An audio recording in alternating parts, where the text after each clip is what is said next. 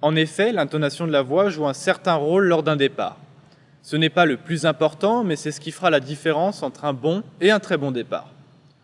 Petit rappel, pour les épreuves en starting block, c'est-à-dire les épreuves allant jusqu'aux 400 mètres inclus, les commandements sont « à vos marques »,« prêt », puis le signal de départ.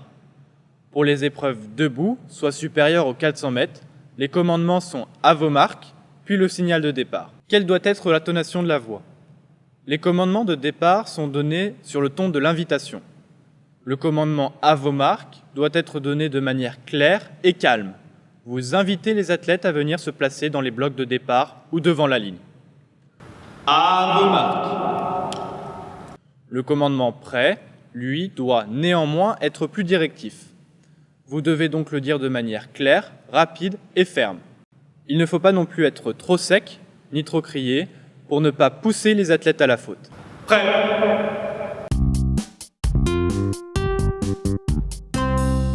C'est sans doute le plus difficile pour un starter de trouver le bon moment pour tirer, ni trop tôt, ni trop tard.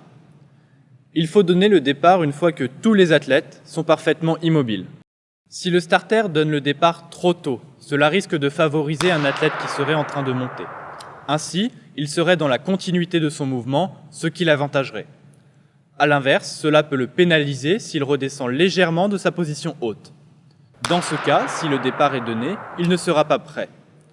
Souvent, la difficulté est d'arriver à maintenir les athlètes pour que tous soient bien prêts, c'est-à-dire dans une position parfaitement immobile. Mais attention, il ne faut pas que cela dure trop longtemps car les athlètes sont dans une position inconfortable et stressante.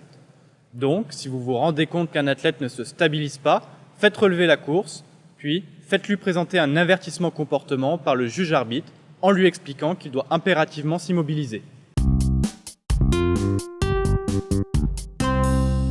Tout d'abord, on dit qu'un athlète a fait un faux départ s'il a anticipé ou commencé son mouvement avant le signal de départ. C'est un moment de forte concentration qui est demandé aux starters et aux starters de rappel. Il faut se focaliser sur la course et faire abstraction de tout ce qui se passe autour de soi. Une seule chose compte à ce moment, le départ de la course et le signal de départ.